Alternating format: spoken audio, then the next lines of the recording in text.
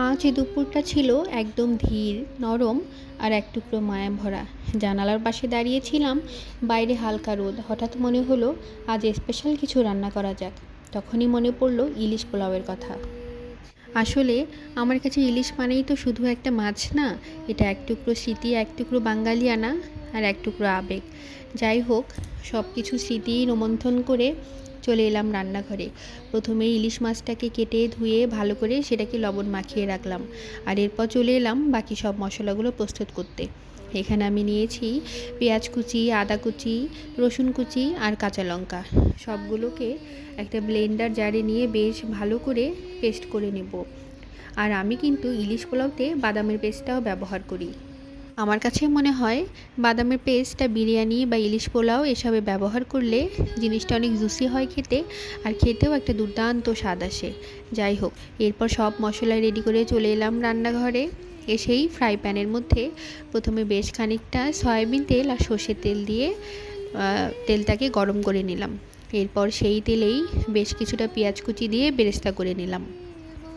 পেঁয়াজের বেরেস্তা তুলে রেখে সে গরম তেলেই এরপর একে একে তেজপাতা, ছোটো এলাচ, বড় এলাচ, লবঙ্গ, দারচিনি, জয়ফল, জয়ত্রী আর হাফ চামচের মতো জিরা ফোড়ন দিয়ে আগে থেকে পেস্ট করে রাখা সেই মশলাটা দিয়ে দিলাম।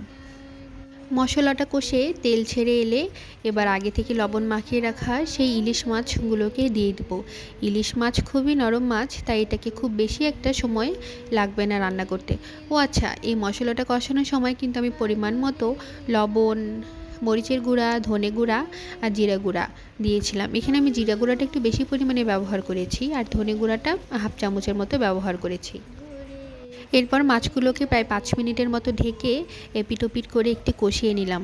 এরপর কিছুটা মশলা সহ মাছগুলোকে একটা বাটিতে আলাদা করে তুলে রাখলাম, আর বাকি মশলাটার সাথে অ্যাড করলাম আগে থেকেই জল ঝরিয়ে ধুয়ে রাখা চিনি গুঁড়া চাল। আমার কাছে পোলাওয়ে চিনি গুঁড়া চালটাই বেশি ভালো লাগে খেতে। এরপর চালটা ভাজা হয়ে গেলে আগে থেকে গরম করে রাখা জলটা দিয়ে দিলাম, আর সাথে দিয়েছিলাম বেশ খানিকটা পাউডার দুধ। এরপর এটাকে ঢেকে রেখে দেবো প্রায় 10 মিনিট।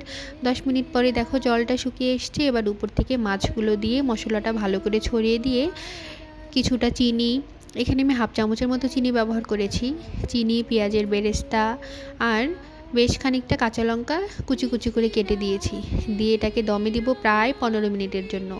আর এর মাঝখানে একবার ঢাকনাটা তুলে আমি প্রায় 2 চামচের মতো ঘি ব্যবহার করেছি। 2 চামচের মতো ঘি দেওয়ার পরেও প্রায় 10 মিনিটের মতো এটাকে আমি দমে রেখেছিলাম। ব্যাস তৈরি হয়ে গেল আমার ইলিশ পোলাও।